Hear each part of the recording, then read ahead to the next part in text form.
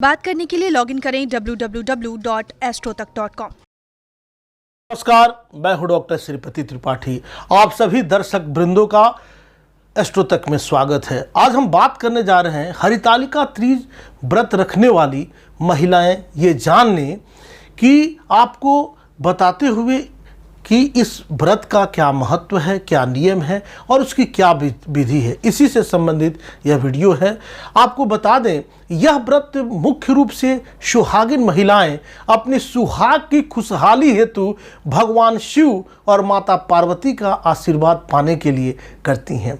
इस व्रत में महिलाएं मिट्टी से शिव पार्वती की मूर्ति बनाती हैं और उनका श्रृंगार करके पूजा करती हैं। इस दिन महिलाएं खुद भी पूरा श्रृंगार करती हैं, सजती हैं, संवरती हैं और निर्जला व्रत करती हैं।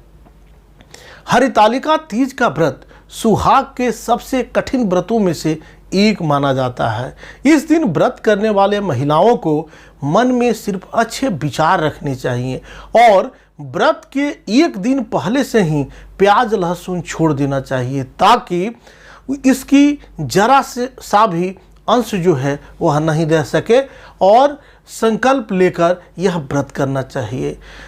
व्रत पूजा के लिए मूर्ति बनाने के लिए गीली काली मिट्टी, बेलोपत्र, केले का पत्ता, पान, फूल, फल, बतासे, मेवा, कपूर के कुमकुम की आवश्यकता होती है। प्रतिमा को स्थापित करने के लिए लकड़ी का चौकी, पीला कपड़ा, पूजा के लिए नारियल और माता के लिए चुनरी चढ़ानी होती है, इसकी आवश्यकता होती है। हरितालिका तीज व्रत में भगवान शिव और देवी पार्वती की पूजा की जाती है और सुहाग की सामग्री चढ़ाई जाती है, जिसमें मेहंदी, चूड़ी, बिछिया, काजल, बिंदी, कुमकुम, सिंदूर, कंघी, माहौर, श्रीफल, कमल, अबीर, चंदन, घी, तेल, कपूर, कुमकुम और दीपक शामिल हैं।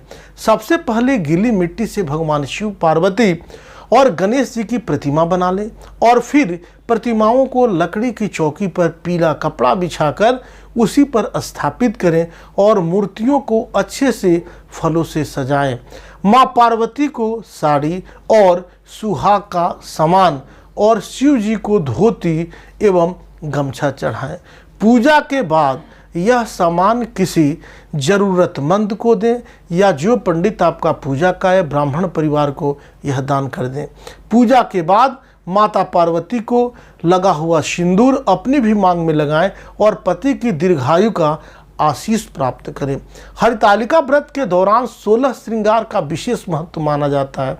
इस दिन महिलाएं हाथों में मेहंदी लगाती हैं, जिसे सुहाग की निशानी माना जाता है। पौराणिक मान्यताओं में बताया गया है कि सबसे पहले हरितालिका तीज व्रत माता पार्वती ने भगवान शिव जैसा वर पाने के लिए रखा था। कथा इस प्रकार है कि पिता के यज्ञ में अपने पति शिव का अपमान देवी सती सह न सकी। उन्होंने खुद को यज्ञ की अग्नि में भस्म कर दिया। अगले जन्म में उन्होंने राजा हिमाचल के यहाँ जन्म लिया और पूर्व जन्म की स्मृति शेष रहने के कारण इस जन्म में भी उन्होंने भगवान शंकर को ही पति के रूप में प्राप्त करने के लिए तपस्या की। देवी पार्वती ने तो मन ही मन भगवान शिव को अपना पति मान लिया था और वह सदैव भगवान शिव की तपस्या में लीन रहते। पुत्री की यह हालत देखकर राजा हिमाचल को चिंता होने लगी। इस संबंध में उन्होंने नारद जी से चर्चा की तो उनके कहने पर उन्होंने अपनी पुत्री उमा का विवाह भगवान विष्णु से कराने का निश्चय किया। पार्वती जी विष्णु जी से विवाह नहीं करना चाहती थी। पार्वती जी के मन की बात जानकर उनकी सखियां उन्हें लेकर घने जंगल में चली गईं। इस तरह सखियों के द्वारा उनका हरण कर लेने की वजह से इस व्रत का नाम हरतालिका पड़ा। पार्वती जी तब तक शिव जी की तपस्या करती रहीं जब तक उन्हें भोलेनाथ भगवान शिव पति के रूप में प्राप्त नहीं हो गए। भगवान तो भोले हैं, भोले प्राप्त हो गए पार्वती जी को। उसके बाद से यह परंपरा हरितालिका की शुरुआत हो गई। आप सब यूं ही बने रहें, मिलते अगले वीडियोज़ में। तब तक के लिए नमस्कार, जय माता दी।